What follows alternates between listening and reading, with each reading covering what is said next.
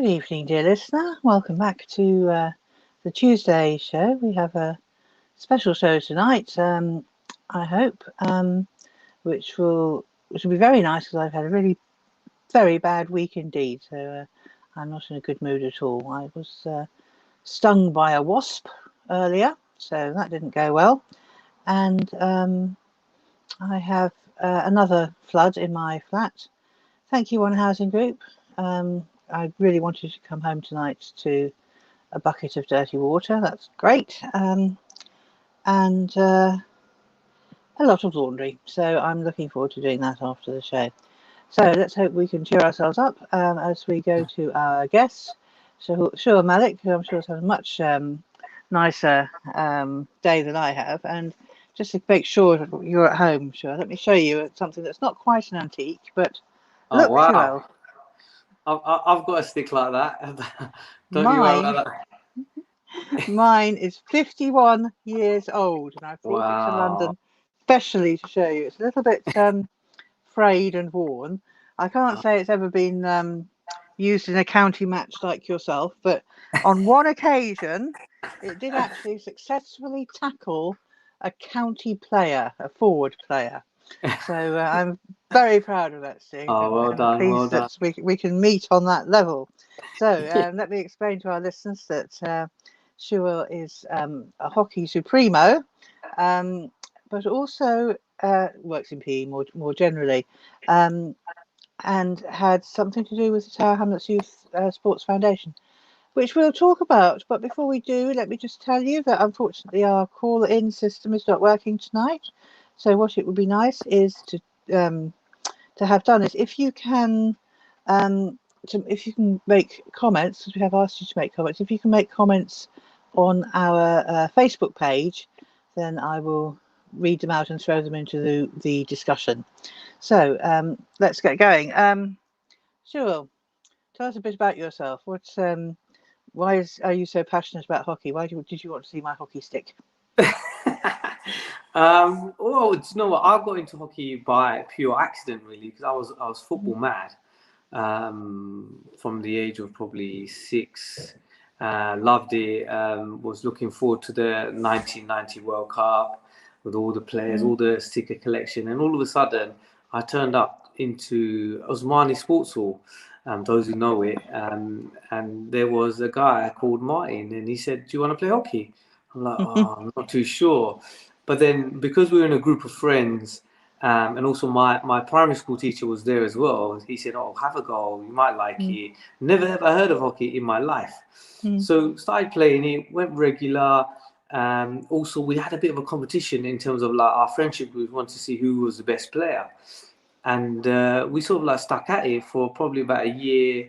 And within a year, we were playing for a school called or club called Homerton House, and from that, we were literally winning matches after matches, championships, and within 3 years, I was playing for England, and within 4 years, we were national champions. And it was just an amazing pathway, really. And also, what it gave us was an outside world into hockey, where obviously you probably know this. It was a private school sport, and we used to travel around all around the country, from in Surrey to Nottingham to Birmingham and so on, just to play teams, because obviously a lot of the schools around Tower Hamlets, Hackney didn't play hockey. We had to go out to public schools to play them, because that's the only way we could get fixtures. So it's just something I just fell into it by accident. From that, obviously, I wanted to become a PE teacher, but obviously I'm a geography teacher as well as a PE teacher. And it was just something that I wanted to give back to the community. So that's why I went into teaching. But it's you know what, hockey has given me so many good friends, so many memories and experiences, that obviously if I didn't play hockey, I don't think I'll be obviously sitting in front of you talking about it.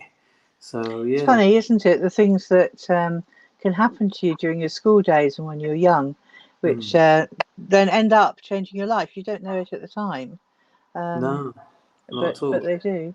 So and obviously you've been a PE teacher as well, which I think is quite interesting. Um, because a PE teacher is not these days just somebody who takes a class at a time for sports. Nowadays, at least at primary level, they seem to get much more knitted in to the whole school curriculum and focusing on healthy eating and healthy living as well. But I Yeah. think you're secondary level teaching, aren't Yeah, you? So, I'm secondary, but I was the for Tower Hamlets Youthful Foundation. I was the PE curriculum manager, so I was in charge of all the PE delivery and statutory requirements for both primary and secondary. That included GCSE as well and A level, just to look at how it can be delivered both at academic level but also practical level. And well, it's just that sounds fascinating, and let's remember that, and let's pick that up as we get through our story. But to start our story, let's go back to the very old days before Tower Hamlets Youth Sport Foundation. How did schools deliver their sports then? Wasn't there some sort of system through the Sports Council which the government then cut? I can't remember. Do you know So about what that? happened was the Labour Party came into power, and this was 1997. And within the first couple of years, they set up school sports coordinators or school sport partnership, which directly funded the partnership through the council. I was lucky enough to set up the first pilot project in Bethnal Green. And then obviously from the pilot, it became a big thing in 2005.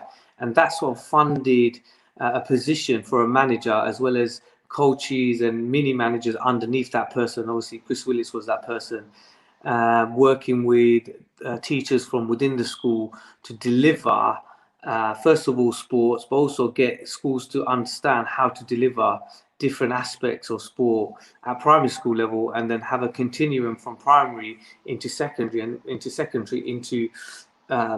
sixth form and the community, basically. So that was a big pathway that we undertook from 2005, and it became really good and really successful. We've got really good bunch of people who've actually come through that system and now actually giving back to the community that they've come from. Like, they've gone on to become sports coaches, they've become successful teachers, or PE coaches or teachers of PE. So there's been so many success stories. But obviously, when the Conservative government came into power in 2007, they cut the sports partnership funding. And what they did is rebrand it as sports premium funding. And it changed the funding stream from that going into the council into the primary school. And I think that has had a disastrous effect, because from personal experience, primary school didn't know how to deal with that money, even though it was ring fenced and there was statutory accountability through the website and so on. There wasn't really an accountability. It was like, I'll give you an example. One of the heads I was having a discussion with, I said to her, so how do you make sure you do 2 hours, so at least half an hour of PE, which was one of the guidelines for the funding in your school? She turned around and said, we just make it up. And I was just shocked. And I'm just thinking, these are the kids who are at the lower end of the socioeconomic grouping, lower end of the health and well-being, the pyramid. And this is, as a head teacher, this is what you're saying. I just found it unbelievable. So that's, you said half an hour of PE. That's half an hour a week, or no, half an hour a day. Half an hour of PE, because what was supposed to happen is half an hour they do in school, and half an hour was delivered outside of school through parents and so on. But obviously, our parents in Tower Hamlets, coming from a Bangladeshi background, and obviously coming from Tower Hamlets, I knew very well that some parents were good in taking kids out to go swimming or cycling or whatever sport they do. But then there's a lot of parents who didn't do that because there was a lack of understanding, being lazy, or it wasn't a priority really, because they came from probably a big family and so on. So those things didn't happen unless obviously the parents were keen to do so. But the school, because it had a captive audience of those students, had an obligation to do it, and they weren't meeting those criteria. so that's under the youth sports partnership. No, that was the youth Sorry. sport. So with my role was to advise the school to make sure that they were meeting the Okay, statutory requirements. let's get this completely straight for our viewers who didn't live through this. The Labour government had one kind of sports delivery with sports money going to the council, which could then spread it out. And the Conservative government came in and they introduced a different system. The funding went straight to schools as the pupil premium, sports pupil premium. Only to primary school, not to secondary schools.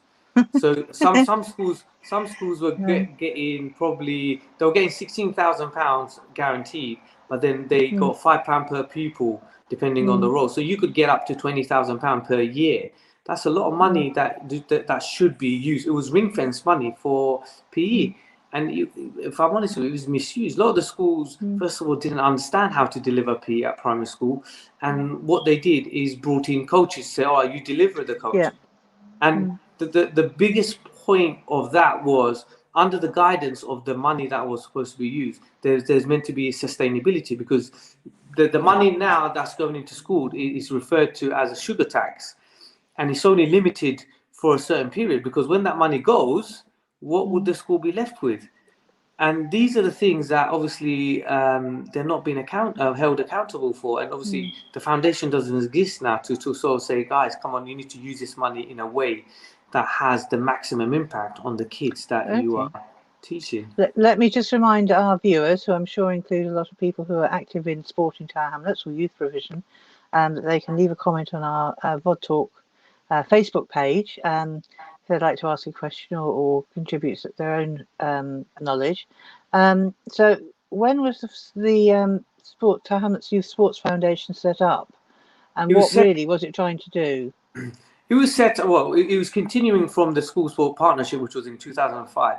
It was set up in 2011, I think it was, because of the funding stream has changed. It became a charitable status, basically, with the support of Tower Hamlets Council. The main aim was to deliver as many sports as possible. So we were delivering up to 24 sports, which included minority sports like water polo, which the kids would have never heard of, fencing, obviously badminton, golf, all of these sports which the kids would have had any access to. We were delivering because we knew that if we can deliver or create a pathway or a platform for the kids to come and take part in, there might be some interest.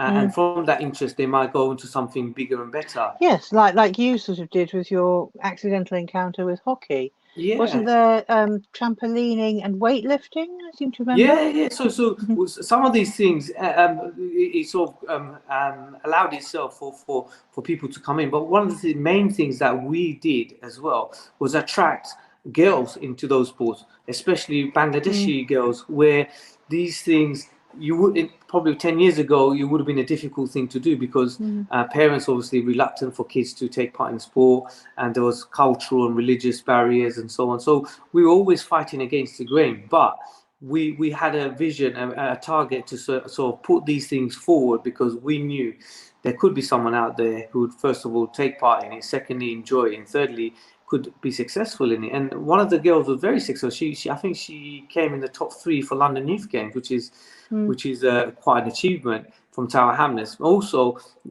one of the things regarding weightlifting, we set up a club within Tower Hamlets that allowed kids to come and train on a weekly basis with actually a specialist based in conjunction with the Weightlifting Association to sort of deliver those things. And one other thing that a lot of the schools and communities forget to understand, we didn't just provide the sport. We had clubs as in where they would come to the training session, and from that they would have regular fixtures. They would have competitions that they can go to. Someone would mentor them and help them understand, and also create a diversion from all the other things, the negative things were going on in the background. So like you probably have antisocial behavior, people walking the streets, doing drugs, all of those things had a massive positive impact on the community and community cohesion between gangs and so on. So one person could come from Isle of Dogs, another person come from Bethnal Green. Yeah. If it wasn't for sport, they would never met, basically. And that's what we were doing, building bridges between the communities around Tower Hamlets. So yes, I'm just looking on East London News's website, and I thought I'd remembered correctly. There's a couple of articles here about a young woman called Taslima, who went to the English weightlifting championships up in Manchester, and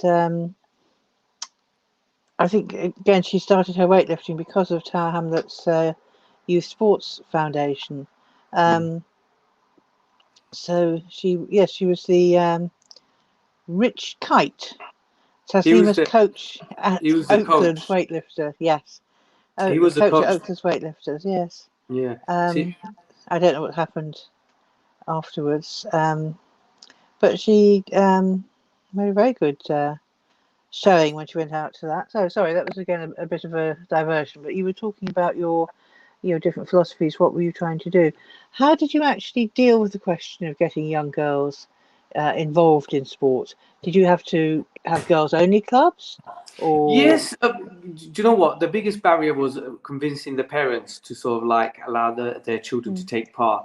A lot of the time we would work within the schools, basically within PE lessons and after schools, to sort of give them the opportunity to do those activities. But then the bigger issue was the parents persuade them to say, all right, this is such a good opportunity, it can lead on to something bigger and better and so on. And once you got the approval from the parents, because obviously girls was a big issue within, like I'll give you an example for hockey. We had an amazing girl who played hockey, and she was in my school, and I said to the mum, I said, well, listen, she needs to come to training, she's really good. Mum turned around and said, girls don't do sports. And after that, I thought you don't have a comeback really. Even though we tried so hard, it's just if the parents don't support it, it's just a dead end. But luckily with Taslima, parents were very supportive, and she was very keen to do it and so on. And it works. And it's just having those role models, initial role models to use for the next generation would have been a bigger step for us to sort of promote more girls into sport. It doesn't matter what sport, but into sport, especially like women who wear hijab and stuff like that, because what you're trying to do is change perception from thinking it's not just a men only sort of sport, it's for everybody. And with the bigger health issues and well-being, especially mental health, these things need to do those things, because the funny thing is the parents stop them from doing all these things, but by the time these kids get to 24, 25, they need to do sport. They're going to do like swimming, weight training and all those things, because they have to, because otherwise they'll be so stressed or overweight and so on. It has a negative impact. So it's just the funny thing is it comes round after they've been round the blocks a bit and realize, oh, we need to do this because it's an issue. So and did you find that there were some sports that girls were attracted to? I mean, did you go out when you had the idea of grouping girls together to do sport? I mean, did you start with football, or was that not a natural thing for girls? I mean, it wasn't when I was growing up. I mean, as somebody who did get forced to play hockey at school, I don't know how football works, because where's your stick when you play football? You're having to hit with your feet. It makes no sense at all. So were there girls' sports or? Yeah, what we tried to do, some of the girls were good as the boys, if I'm honest with you, especially at primary school. So it was easy to pick them up. It's just a transition from primary to secondary where we sort of had issues with. But what we tried to do is provide environments where it's just girls only, so parents were more comfortable with that situation. Things like hockey, football. I'm just trying to. Badminton was another one. We had a good number of girls who actually came along and took part in those sports. But we had to create an environment where parents would be happy for them to be in that environment where it's just girls only. So that way you've mentioned badminton, which I think is a vastly underrated sport because it's much easier to play informally than tennis. Forgive my ignorance, but is badminton something that's rooted in the Bangladeshi culture, or is it not a sport that's played in Bangladesh? No, it's very much played. So it's something that is well played within the Bangladeshi community. But the problem is we had a core group of players, Bangladeshi players, as well as other players, and that included girls as well, who were doing really well. They ended up playing for Middlesex and then going to national competitions and so on. And we had a good steady flow of kids coming through. But all of that came to an end because the support from Tower Hamlets Council under Mayor Biggs stopped. and the impact, Yes. it has been huge. All of those sports, from cricket to hockey to football in some aspects, they all came to a stop. So all the good work that was done for the last 15 years literally has gone backwards. So That's yes, I remember that happening. I think it was around 2017, from what I can see on East London News. Um, but we need to tackle that really.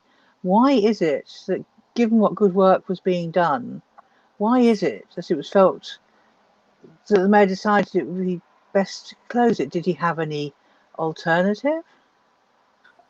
well, he thought he had an alternative, but obviously, having had the alternative for the last 3 years, obviously, COVID has an impact on it. Mm, It's not been the same in terms mm, of the number of clubs the kids have been doing after school, the number of in-school sessions.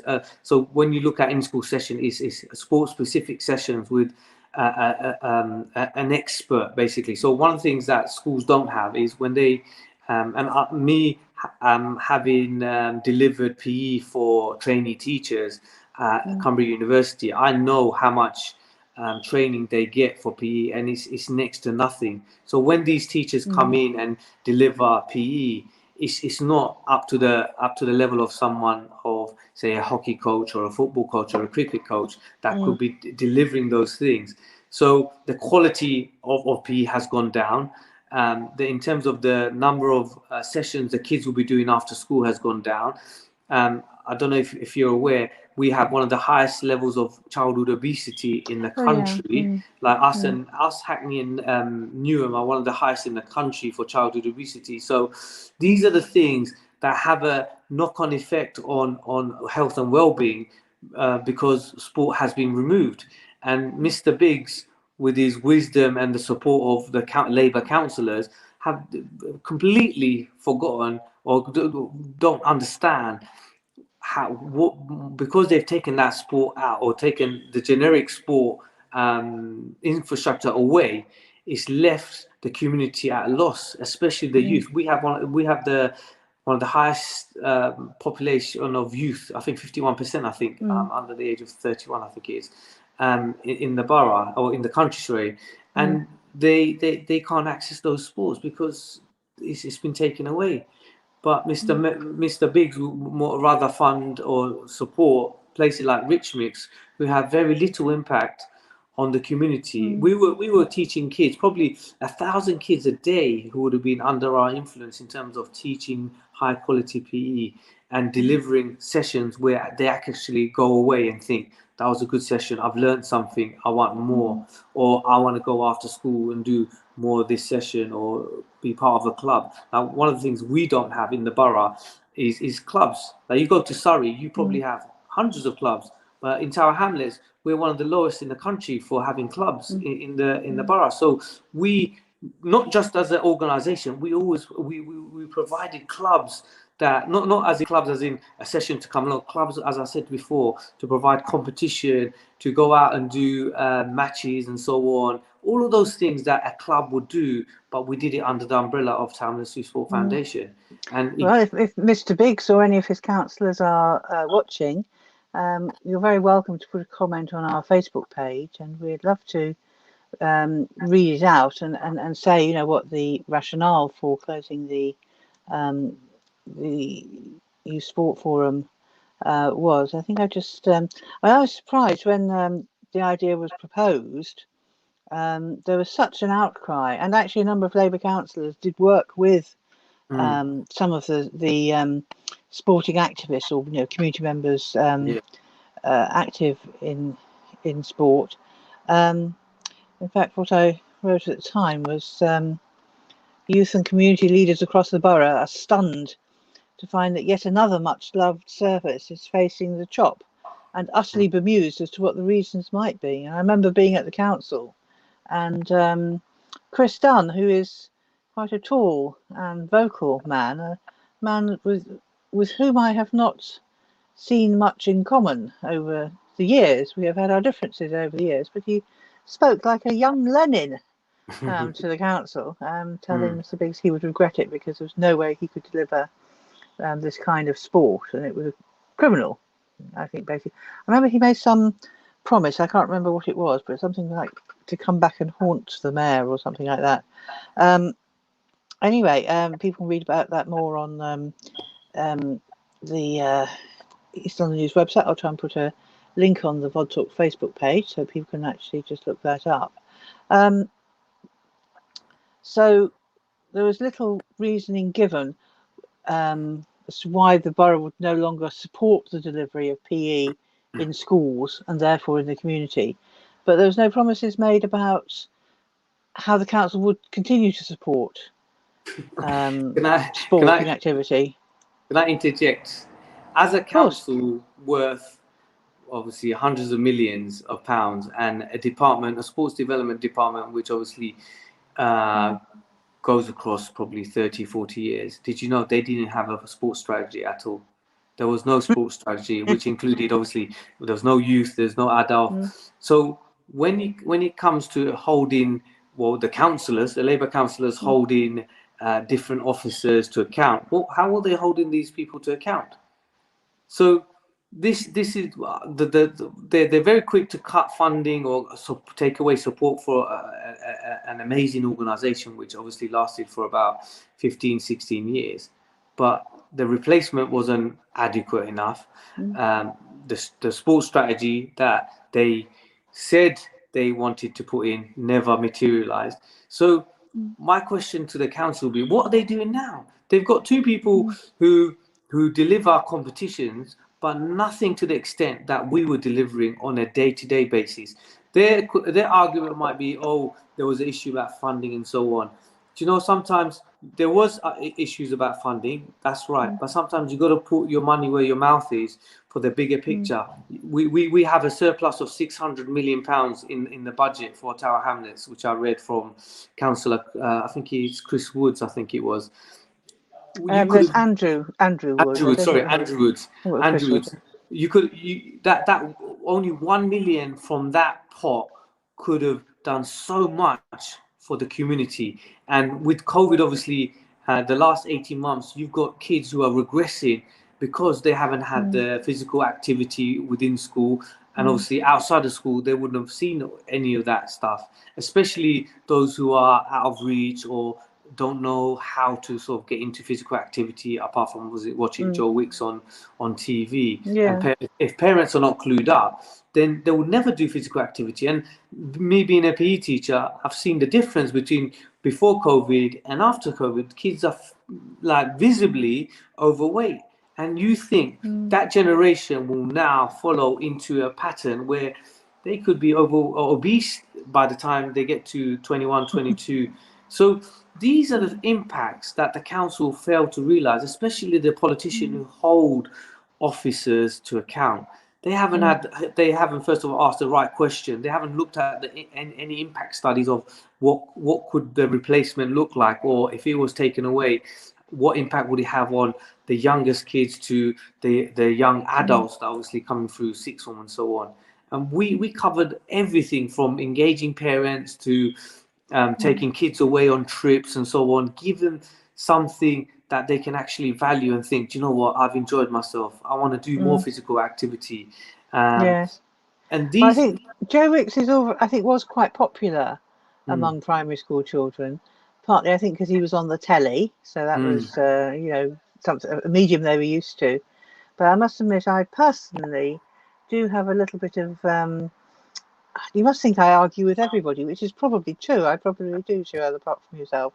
But he's very encouraging of people to do his routines and so forth, and not just the ones on the television. But I've very seldom heard from him a warning to check with your GP before you take on strenuous exercise. And one of his exercise programs, he aims at adults. I just happened to know somebody who was following it, and who was getting terribly red and out of breath and really pushing themselves to the limit. And he was a 50-year-old man. And I thought, you're a man who's not read. I mean, again, I've got no brief for Andrew Marr either, but he was the one he had a stroke because he was doing that high intensity interval training stuff, and he felt ill after doing a particular bout, and he thought, great, I felt it, I'm feeling ill, I must be doing it right, and he wasn't, and he had a stroke some hours later, and it was his wife, I believe, partner wife, who got him to hospital. And I happened by chance to see him at a press conference, and you don't see it, people look different off the telly, and he just looked very small and frail. And I thought, well, you don't look like that on the television, but that's what this high intensity interval training has done to you. And that worries me a lot, that people don't get a warning. Now, it's probably that more people watching Joe Wicks take exercise than don't. So he's probably making a net benefit. But I wish he would put out more warnings. Even young kids, if they suddenly start pushing themselves too much, I'm sure, can be ill. So that's just my little rant there. But you're right. Apart from Joe Wicks, there's not a great deal done. Although some primary schools making efforts. Yeah, Joe Wicks is great, but you know what? You can't beat the face-to-face teaching of physical activity, because the feedback and sort of the communication, and also the joy of having someone there in front of you physically is so much better than obviously after a while. I even saw in my own kids, after probably 2-3 weeks, they got bored of it, because it's just the novelty wore off. As a teacher, you could vary the way you teach, change things, make it exciting, crack jokes, and be more personable in terms of how you teach physical activity. I'll give you an example. Like, I was teaching a kid who in the class was a selective mute, didn't say a word, and he would just sit there, do his work quietly, not talk to anyone. And then I took him for a PE lesson. This is in primary school. I took him for a PE lesson, and he loved it. And he started, and like, do you know what? By the time he finished 6 weeks of doing hockey, he was one of the best players there. And obviously, other kids saw him do really well, and they sort of embraced him and sort of like built a rapport around him. When he came to picking a player, he'll be probably the first one being picked, and he never had that in the classroom because no one ever heard his voice.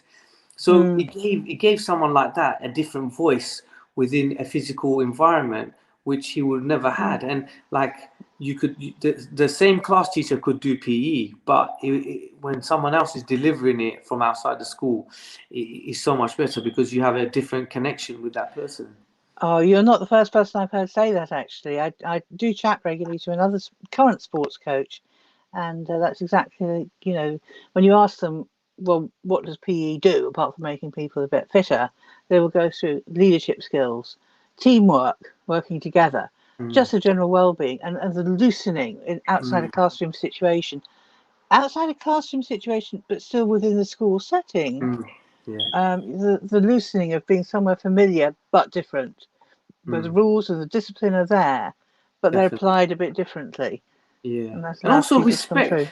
One of the things a couple of things, respect and also behavior. It's like some of the kids who are obviously more challenging in their behavior, it gives them an opportunity you can manage that behavior by giving mini responsibilities, and they find it more engaging, and they take that responsibility on board, and they'll be the one leading the class rather than you, because their behavior changes towards the activity. So PE has so many positive aspects, but as I said to you, the removal of the foundation by Mr. Biggs, because obviously he's the executive mayor, he has the final say, has been a shocking disaster for not just for the community, but the bigger picture in terms of like someone who watches I see all of these commentators saying, "Oh, these Olympics are aspiring kids. They're sort of pushing kids forward." That one thing is aspiring kids, but the other thing is opportunity. If the kids are not given the opportunity, you could have all the aspiration in the world. You're never going to fulfill the aspiration, because there's no platform for you to stand on. And this is what Mr. Biggs has done. He's taken away the platform for thousands of kids within Tower Hamlets not take up sport. And when I see this, I see Mr. Biggs' decision is an ill-informed decision, and it's all about money. And sometimes, you know what, you can't put a price on something like that, because it has such a big impact on the community. And God forbid we don't see a massive negative impact in the next 5-6 years with the kids having high levels of obesity, mental health, and all of those things. And like, it's something for the government to say, yeah, we want to get kids doing more physical activity and so on. But when you put money into a place, that money has to have, first of all, impact, and there has to be accountability.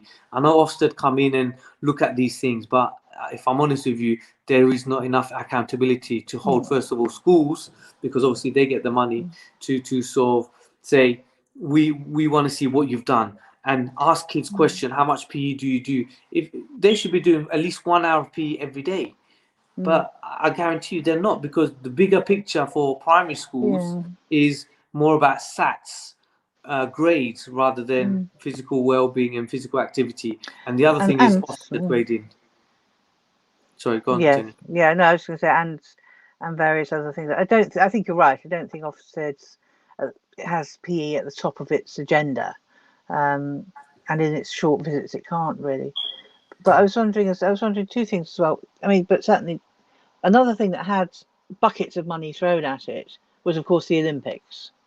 And, you know, it was almost like there was just there was a magic money tree there as well. And I'm just wondering what you thought of its legacy. Has that really helped? That must have been, the Olympics happened before, while the Sports Foundation was still going. Has there been any legacy that, you know, East London kids have been able to tap into, opportunities they've been able to grasp? If I'm honest with you, no, I would say definitely not. Do you know what? We had all the glam and all the hype before the Olympics. We're going to do this, we're going to do that. But do you know what? After the Olympics, where is everything now? What could you point to and say that is the legacy of the games? As I said to you again, it's great inspiring the kids of tomorrow, but if there's no platform to stand on, that aspiration is worthless.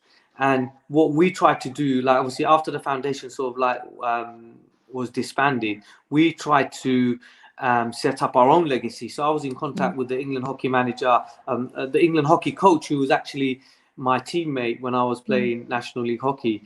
And I said to him, listen, what we need to do is get these kids involved, because we know what we could achieve. East London and other inner city areas are full of, it's a gold mine, full of talent and untapped talent. So we were lucky enough for someone actually showed us what potential we could reach, and we went on to become national champions and play for England, all of that stuff. But what myself and others wanted to do was to recreate that and then get those kids into the sport of hockey, and then create a flow, not flow, a channel of players coming into a club and then obviously aspiring to the next level. But do you know what? We came across barriers. So one of the policies the borough has, first come, first serve, in terms of using facilities. And under under the current policy is seen as discriminatory, because we are people of protected characteristic, can't use a facility which someone took up 28 years ago, and they continue, because first come, first serve, and they continue to use it.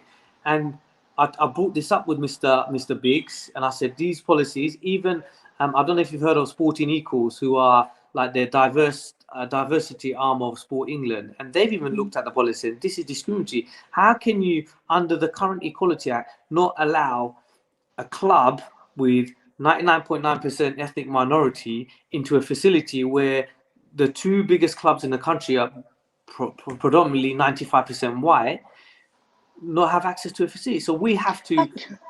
You're just opening a can of worms. I can't believe what I'm hearing.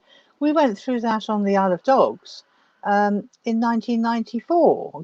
Quite by coincidence, John Biggs was leader of the Labour group then as well, before he went off on his sabbatical to County Hall, whatever it's called, City Hall. We were again saying, you know, that there were well-established youth football teams playing, but they were all white, because that was, you know, originally the colour of the island, and the new Bangladeshi children who were coming onto the island and setting up teams, they were not getting to use the local facilities such as they were. And things have changed a great deal since, not least thanks, you know, because of Mayum and the efforts he's put in together with the island network. And, you know, we've now seen a complete reversal, in my opinion. I've said it before, you know, where previously the sort of largely white activist community groups were very hostile to the new Bangladeshi population. And now, as they have aged and perhaps are not running their groups any longer, this new network, which is predominantly Bangladeshi, is running around and supporting the whole community, the mixed community, and it's amazing to see that sort of the way things have turned. But Yeah, well, as you probably know, hockey is a very white middle class sport, a public school sport. it can be, yes. I was taught at public school myself, but yeah, no, but so predominantly, that's the makeup of the sport. Even if you look at the England team, I don't think there's one person from a state school. They're all private school educated.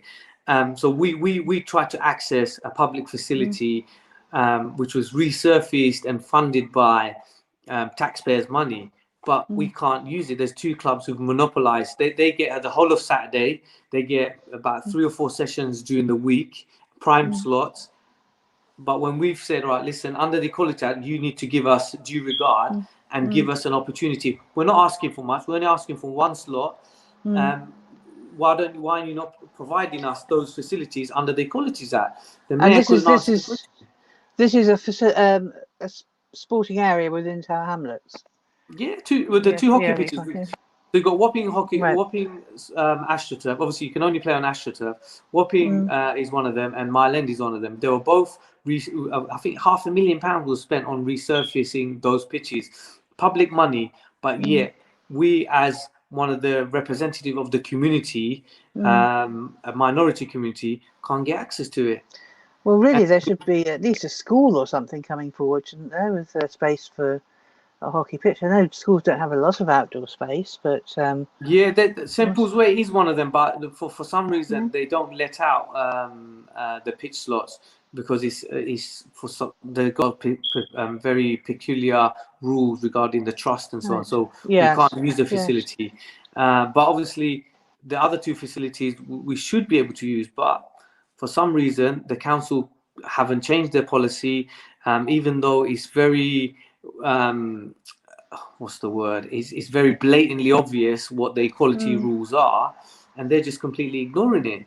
So we are obviously challenging them on a regular basis to give us a slot, because at the end of the day, when we coach kids, we act as local parentes to the kids.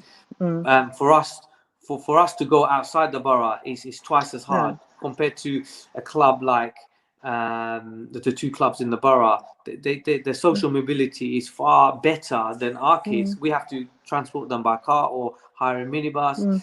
So the effort we have to take on to give these kids of poor background an opportunity, not just to sort of have fun and stuff, just an opportunity to get involved, is 2 or 3 times harder than someone who goes to those 2 other clubs. Well, I mean, we're really looking now at the legacy of the foundation, aren't we? Sort of what happened after the foundation went away, and one of the things, is access to facilities without that positive borough-wide voice saying our kids deserve the equipment and the space. It seems to be melting away. And I heard there was a bit of a barney, wasn't there, about Stepney AstroTurf. Is that a ground that was a lot of money was spent on upgrading that, and then they started charging more for it, and a lot of the clubs then said they couldn't use it. Yeah, so obviously one of the things was like there was a girls, Limehouse Lacey's were the girls team who wanted to use it, and under the Equality Act they should have been given a provision of using it, but I think they had to fight, and I know Lisa had to fight tooth and nail just to get a slot. And that pitch, from what I understand, is money that they got from Rail Track under Section 106 money. Because originally it was meant to be another AstroTurf, but what they did, they changed it into a 4G pitch. I don't know if you understand the technology. Not at all, but I think you're right. I think remember people saying that. A 4G pitch, yes. Yeah, so 4G pitch, which means you can only play football on it, basically. It's like a very high-spec football pitch. So hockey is non-existent on that. So that was fine. So they took away one of the pitches for hockey. But one of the things is like it needs to be equally distributed amongst all groups of people, not just a particular group of people. I know Limehouse Lacey's finally got their way because they couldn't really fend off the only girls football team in the borough where they're engaging a lot of the girls, some from the Bangladeshi community as well. into football. So I think they had to give up there and sort of give in. Well, we're coming a bit towards the end of our time for this broadcast. One other thing I wanted to ask you, though, was when you talk about the Tower Hamlets Youth Sport Foundation, whether we've spoken a lot about what you did with and around schools.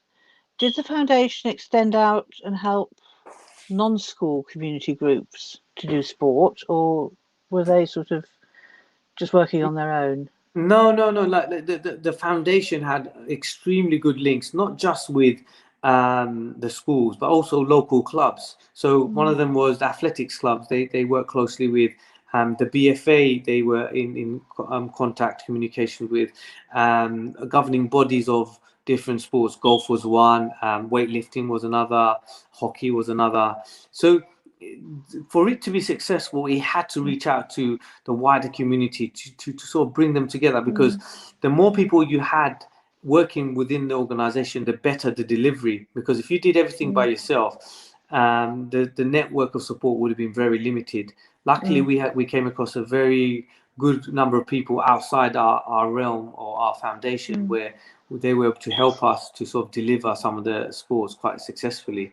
And they knew our value as well in terms of like what we did and how we did it. And our aim wasn't to nurture these youngsters and keep them for ourselves. It was nurture them, but also deliver them to different clubs. So one of the things that, I'll give you an example with hockey. We got our kids to play hockey, and then we pushed them onto different clubs. So we had conversations with Wapping and East London Hockey Club, and also Southgate and Old Louts. With cricket, we took kids from our borough to Blackheath, where they thrived and ended up playing for the first team and so on. So all of those things were replicated in different sports. So that way, it sort of gave us a chance to offload these kids and give them a different point of view or perspective away from us. And as I said, like if we didn't have that network of support from other people, then our success would have been as good as it was, if I'm honest with you. So. I mean, we veered off the Olympics quite quickly. I just wanted to make one other point. I mean, I think there was a lot of song and dance about the aquatic centre, wasn't it? About how great it's going to be. You know, that we've got this fantastic swimming pool as a legacy. And I remember saying at the time, but is it going to be prohibitively expensive to get in? And contrasting that, there was government money to build this aquatic centre. And I think, again, it is expensive and it's not widely used by local people, I believe. Let me know if you think I'm wrong. But on the other hand, we had a local battle, didn't we? Again, which comes... Well, we've got that now. We had a local battle with Poplar Baths, which was closed in just after 1994 under John Biggs was there. I think it was. Yeah, I think he was actually. He's got something. He's very anti-sport. He comes across. No. He's just been in office a long time in different guises.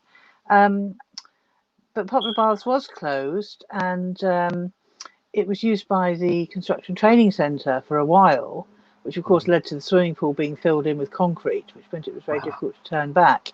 But it was actually Mayor Lutfi Rahman who got Poplar Baths, worked with the community, and the community worked with him and got Poplar Baths open again. They had to pay a price because they had to put some housing on the site, but we like housing as well. And it lost some of, because it used to be, I don't know if you remember, you might do, Poplar Baths used to have like a media centre in it, so you could take kids to learn media skills and training, all sorts of PE type training, as well as just wasn't just a swimming pool. So it was a very good youth centre in that sense, and we lost it, and then we got it back under Mayor Lutfi Rahman in the nick of time, actually. So that community campaign, winning that local facility, has probably been of more benefit to the community than the national investment in a posh aquatic centre. Yeah, do you know what? You're very right. I've been to the aquatic centre a few times, and it like, if I'm honest with you, you don't see the local community using it. It's a place where you got your middle class people who can afford it, who go there. It's great, but at the end of the day, it's a white elephant to the community you're supposed to be serving. And like, we use the Olympic hockey pitches because we don't have a choice. And it's compared to the prices we pay in Tower Hamlets, it's extortionate. It's probably twice as much more in terms of the price, more than the local pitches we have here.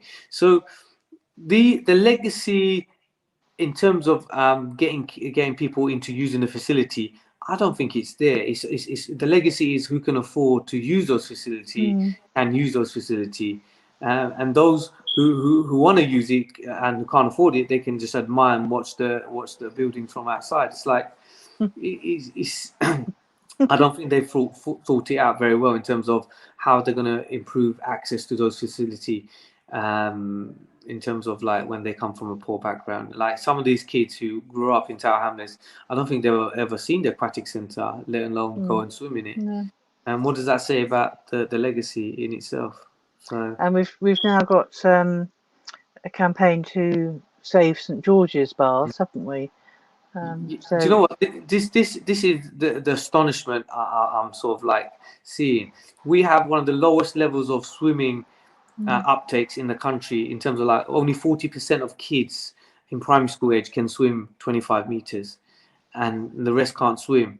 And also we have a limited number of space available for the kids to go and swim under statutory guidance. Statutory guidance from the government in terms of kids being taught swimming to learn how to swim. And then we have Mr. Biggs trying to close these facilities down. He needs to find a way to look at this as a long-term investment for the community and the people of this borough. Not, it's a money-saving opportunity for him. Because if you're saving money and then having a knock-on effect on the health and well-being of the community in 5 to 10 years' time, then you haven't served the purpose of you being a leader of the community. You're meant to help these people through these situations, because it has a knock-on effect on the NHS, other services where they will have to go to because they're losing out on a valuable service. Yes, and again, I mean, going back nearly 40 years, I mean, probably 30 years, I remember having the debate in the borough about how important it was to teach children swimming, given how much water we have. And I've walked around, the island and its water, and seen I have seen children diving into the docks, even despite all the signs, despite everything. And I've seen, lifebelt stands with no lifebelts on them, and there's just a very poor attitude to water safety around here, I think. Again, Mayim and I tried to get the, whatever they're called, local canals and river trust or something, to inspect the place and see if they could do it. We haven't heard anything from them yet. I'm sure they do their best, but really a push from the council would help. Okay, we have how long is it? We have 4 minutes. What can we do? I mean, you've made such a good case for how sport needs to be brought together in the borough, and people should work together, and what the priorities are and the benefits could be. And we're probably spending money clearing up the disbenefits from not having it. But what can we actually do? What do the adults in the sporting coaching world in Tower Hamlets, is there any hope? What can be done? Well, there's always hope. Without hope, we're never going to get anywhere, really. But the first thing has to be the physical education, or whatever department runs sport in the borough. There has to be a strategy. Without a strategy, then you're not going to bring people together. And with that strategy, you bring the clubs, you bring the teachers and the schools, you bring the coaches, you bring also the facilities in line with what needs to happen. So one of the things that I as a teacher, it baffles me is we have facilities which sit empty during the day because they're not being used. Why isn't the council using those facilities to say, you pay a bare minimum to use those facilities from the school? That way you still get some revenue, but those facilities get used. One of the biggest problems we have in the borough is a lot of the kids who come through the schools don't understand what these facilities mean for them, because they never use it. They don't associate themselves as in, we are the future, we are customers of these facilities, we should be benefiting from these facilities. There is a disconnect, and that's purely because schools cannot use those facilities because they're out of bounds or they're priced out and so on. So there needs to be a more incorporate approach from the medical, the NHS, the council, especially the policy makers, who are obviously the councillors, but also the schools, And if they had a strategy which matched all of their needs and all of the requirements for them to use facilities, get them involved into sport, and then create a pathway where they can go out and benefit in a bigger picture, then I reckon we can be successful. But when you start cutting services, essential services, and don't see the bigger picture, which is 5 to 10 years down the line, then do you know what? You're doing a disservice to the community, especially the community who are poor and who have no knowledge of health and well-being, because they're the ones who are going to suffer. Indeed, and we're the ones who are paying for the services which will rescue them in the longer term, when they miss out on what you've described. Yeah, and it so costs much. us more in the long run as a negative impact rather than beneficial. So, well, we shall have to take that up as a demand. We've got council elections next May. Perhaps we should have a little steering committee and have a little look at who is going to put in their manifesto that they will redevelop sports, that who will admit that the loss of the borough-wide foundation has been a disbenefit, has been wrong, detriment, and even if it's not quite in the same format as it used to be, because funding is no longer central, funding is now going to the schools, the foundation needs to return in some form so that people who are active in sport in the borough can work with the people who, as you say, are the policymakers. So there's our challenge for tonight, I think, to the candidates for May 2022. Let's see what they've got to say and see if we can get a bit of groundswell of support behind it. Charlie, it's been fantastic talking to you. Thank you for having me on. I've never had a programme in which hockey has been mentioned so often, or any other discussion, I think, over the last 40 years.